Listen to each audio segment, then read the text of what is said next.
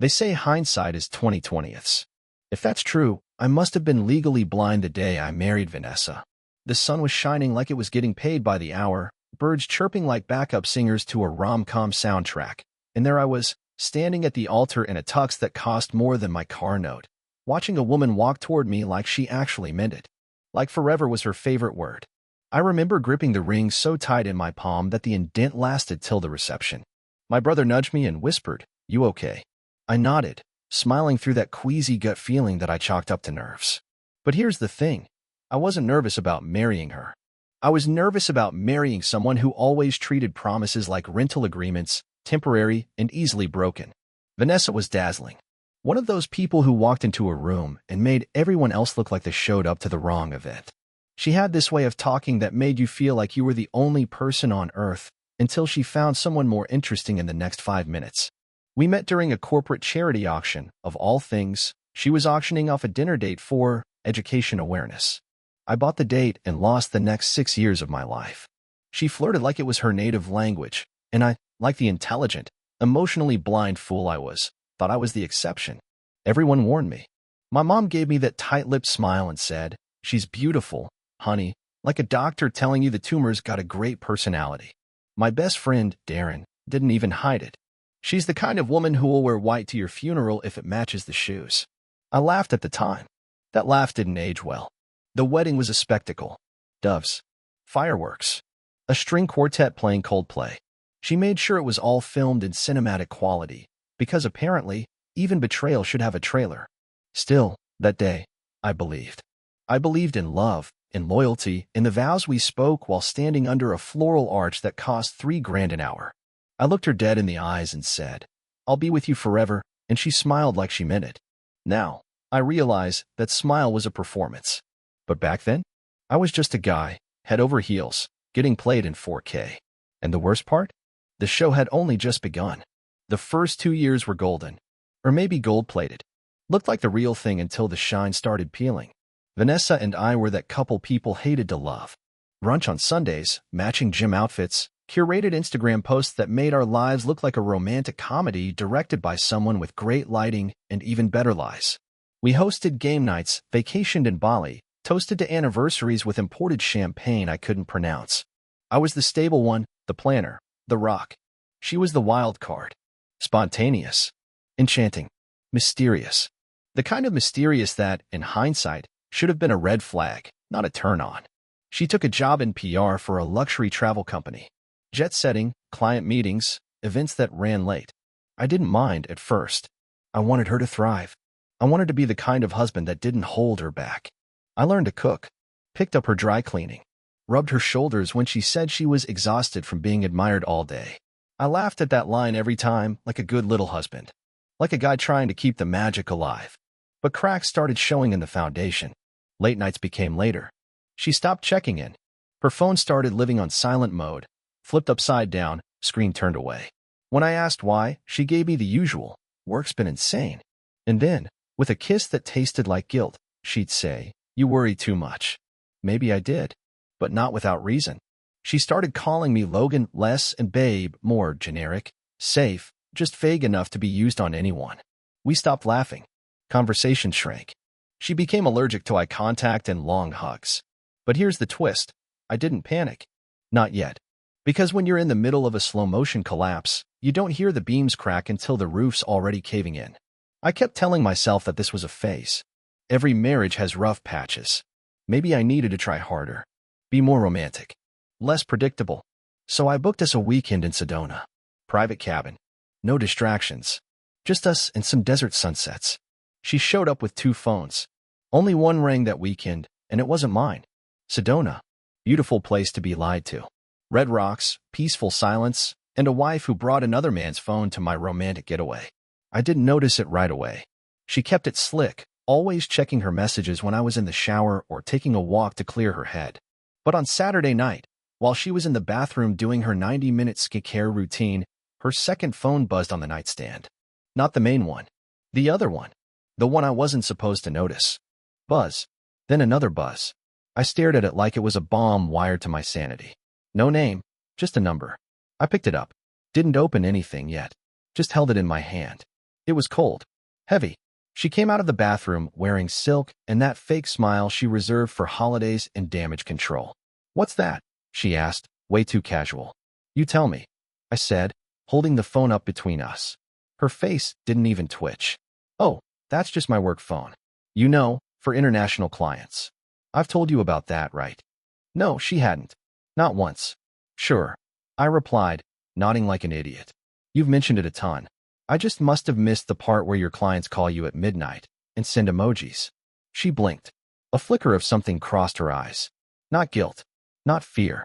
Annoyance. Like I was the one making a mess. "Logan, I don't need to justify every part of my job to you." "No, you don't," I said, slipping the phone back onto the nightstand.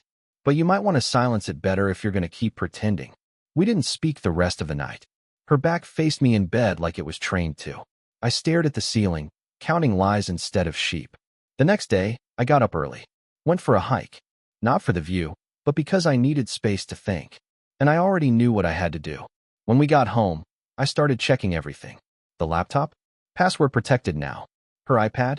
Synced to a cloud folder called Work Trip Archives. Buried in there, selfies. Hotel room backgrounds.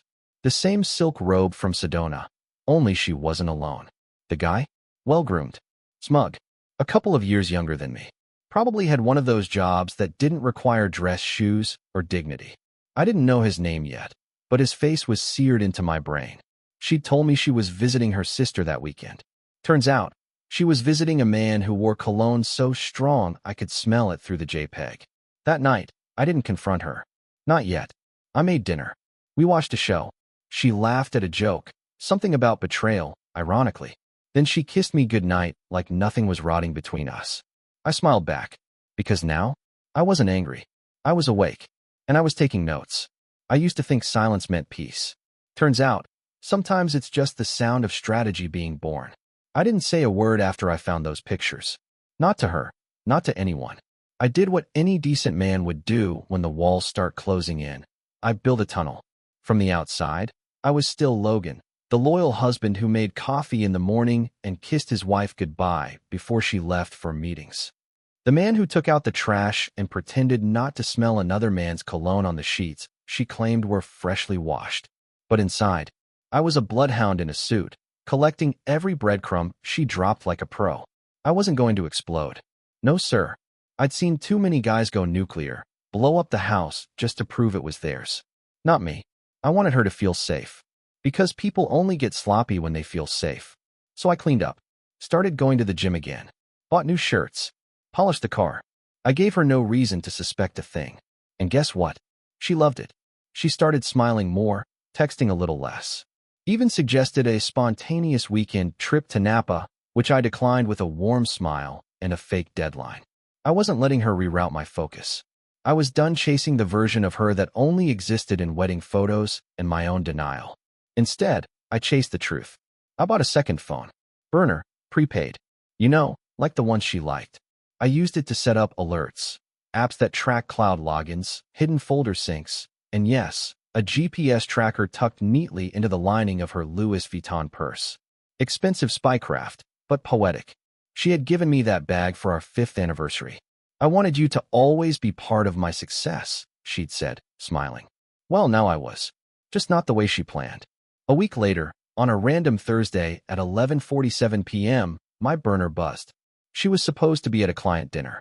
Instead, her bag pinged 3 towns over, at a mid-tier hotel with neon signage and the kind of Yelp reviews that scream hourly rates available. I didn't drive there. I didn't need to, because I already knew who she was with. His name was Oliver. Found it buried in the metadata of one of her photos, labeled Dinner with O. Classic. A little digging later, and boom, LinkedIn profile. Corporate sales at a startup. Lives alone. Drives a Tesla. Loves hiking, podcasts, and, according to an Instagram story I screenshotted, my wife. In the video, they were in a wine bar. She was laughing, that laugh. The one I hadn't heard in years. She leaned in close, her hand on his arm, and whispered something right before he kissed her cheek. I watched it 3 times. Not because I was hurt. That ship had sailed. But because I needed to memorize what betrayal looked like in 4K. The next morning, she came home just before dawn. I was already dressed, sipping coffee on the porch like I hadn't just watched the end of my marriage through a phone screen. "Hey, babe," she said, tired but still glowing. "Sorry, the dinner ran way over. The client was just, nonstop talking." She kissed me on the cheek. I didn't flinch. "Hope he tipped well," I said casually. She paused. Just a second, then laughed. "Client didn't pay, company card did." Of course it did. As she went upstairs to shower, I looked at her purse sitting on the table. The bag that now knew more about her than I did. The next 2 weeks were reconnaissance. I tracked, logged, compiled. I created a digital timeline so precise a prosecutor would weep. Dates, locations, photos, voice memos of her calls recorded from the bug I'd slipped in the car's Bluetooth. Nothing illegal, all within my rights. She had built a fantasy world. I was just documenting it. And through it all, I kept my mask on. I held her at night. I smiled during brunch with friends. I nodded during her stories about Karen from the office and her brutal workload. But inside, I was fire in a tailored shirt. And I was patient, because while she was planning her next lie, I was planning her last surprise. It would happen soon. Not in anger. Not in chaos. No yelling. No scenes. Just one man, telling one truth, in a way she'd never forget. Because when trust dies, love doesn't scream. It whispers your exit plan. And mine was nearly complete. People think revenge starts with rage. But mine started with a spreadsheet. 2 tabs open. One for her movements, the other for my plan. Columns labeled date, time, lie, proof, consequence. I color-coded them like a project manager. Because this wasn't an emotional spiral anymore. It was a rollout. A full-scale, reputation-leveling deployment. And Vanessa? She was still playing the role of innocent wife with the kind of effort that would have won her an Oscar. If only the Academy gave out awards for betrayal in heels. It was a Tuesday when I first tested the edges of her fantasy. She came home late again. "Marketing event," she said, which by now was just her code for Oliver's waiting. She kicked off her shoes, tossed her purse on the table, and flopped on the couch like she'd just cured cancer. "Tough day?" I asked, not looking up from my laptop. She groaned dramatically. "You have no idea. My feet are killing me." I sipped my coffee. Oliver must have picked a bad spot for dinner. Silence. Just for a beat. Then the smile. "Who?" She said it like she was practicing for court. I smiled back, no warmth. "You know, the guy who always texts when your phone is upside down." Still no reaction. I was almost impressed. "Oh, babe, are we doing the jealousy thing again?" I stood. Not angry. Just ready. "Nope," I said. "We're doing the honesty thing. Or at least I am."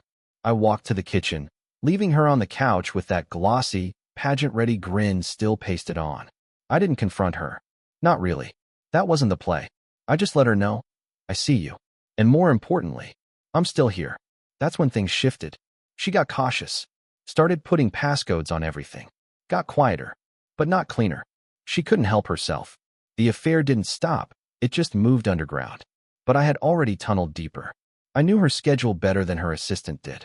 I tracked every rendezvous with Oliver down to the parking space. I had receipts, camera footage, GPS logs, and even a few friendly favors from tech-savvy friends who owed me one. This wasn't about catching her anymore. This was about deciding when she'd find out I already had. And more importantly, who else would find out with her? My favorite addition to the plan was a little something I called the reveal dinner. It was subtle at first, just a vague invitation I sent to a few people from our shared circle.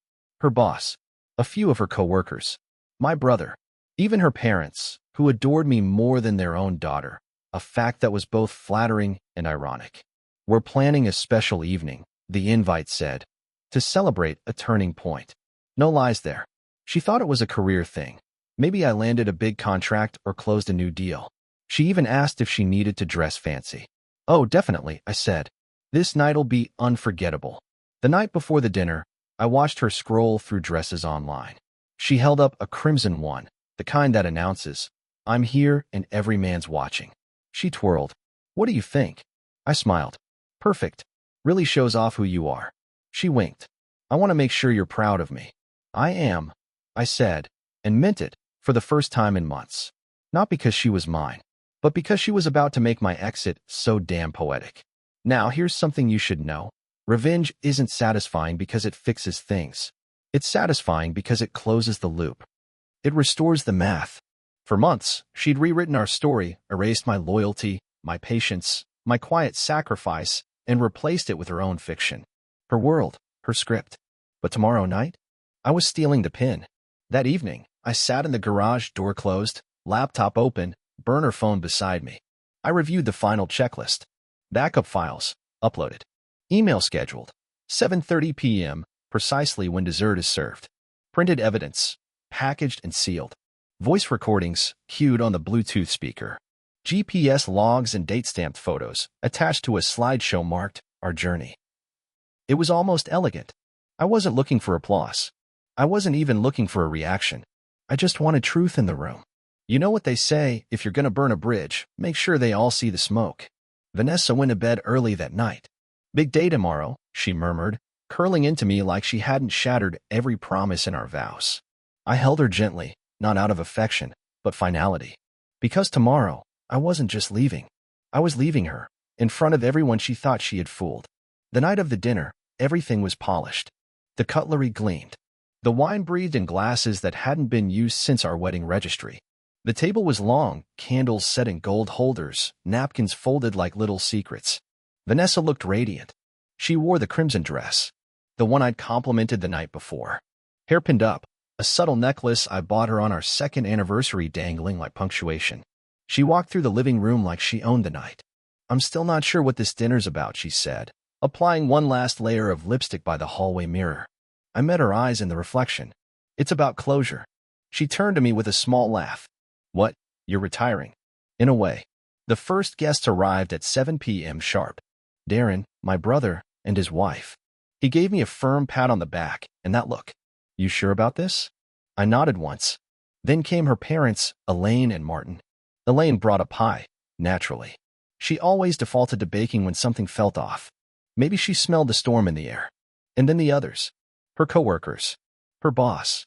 A couple of mutual friends from our gym days. And finally, the man of the hour, though he didn't know it yet. Oliver. He arrived alone. Of course he did. He was the kind of guy who walked into a room like he was waiting for cameras to start rolling. Slim suit, no tie, cocky grin. Vanessa's eyes lit up, not wide enough for anyone else to notice, but I wasn't just anyone anymore. I was the director. Dinner began like any other. Plinks of forks. A chorus of pleasantries. I carved the roast, poured the wine, played the gracious host. Vanessa beamed beside me like the co-star of a power couple highlight reel. This meal is incredible, Logan, her boss said. Special occasion? I lifted my glass. Absolutely. A celebration of truth, loyalty, and endings. That earned a few laughs. I smiled too, but not for long. Dessert was served. Vanessa had just taken a bite of Elaine's pie when her phone buzzed on the table. So did mine. And everyone else's. A simultaneous ping, one I had scheduled down to the second. 20 people. 20 inboxes. One email. Subject line, the truth you deserve. Vanessa looked at her screen. At first, confused. Then pale. She clicked the link. The room dimmed, not from the lighting, but from what everyone saw. A presentation. A slideshow, neatly branded with our wedding photo as the title card. The real story of Vanessa and Logan. A marriage of 2, and then 3. She choked on a breath. Someone gasped. Oliver stared at his phone like it had betrayed him. The next slide. A photo of them in the hotel lobby, arms around each other. Then another, a GPS log of her bag, highlighting every Thursday rendezvous. Slide after slide, date-stamped messages, audio clips of flirtation and innuendo, all casually narrated by a calm AI voice I had fed with my own script. January 14th. While Logan was attending his father's memorial, Vanessa was at the W Hotel with Oliver, Suite 612. I didn't raise my voice. I didn't move. I just watched. Some guests looked away. Some kept watching, fascinated the way people watch controlled demolitions, unable to look but too mesmerized to stop. Vanessa's hand trembled as she reached for the mouse. She tried to stop the slideshow on the screen behind me, forgotten and quietly mirrored to the TV from my laptop. She clicked frantically. I had locked it. Oliver stood up, muttering something under his breath. Darren stepped in front of him, cool as ever. You might want to sit. You haven't seen the finale. I did, of course, save the best for last. The final slide was a video recorded the week before. Oliver and Vanessa in his car, kissing. The camera was angled perfectly through the dash cam I'd installed behind her license plate. Audio crisp. Conversation dumb. You think he knows? Oliver had said. Vanessa laughed. He thinks I'm at yoga. The video ended with a long silence. Then applause. From me.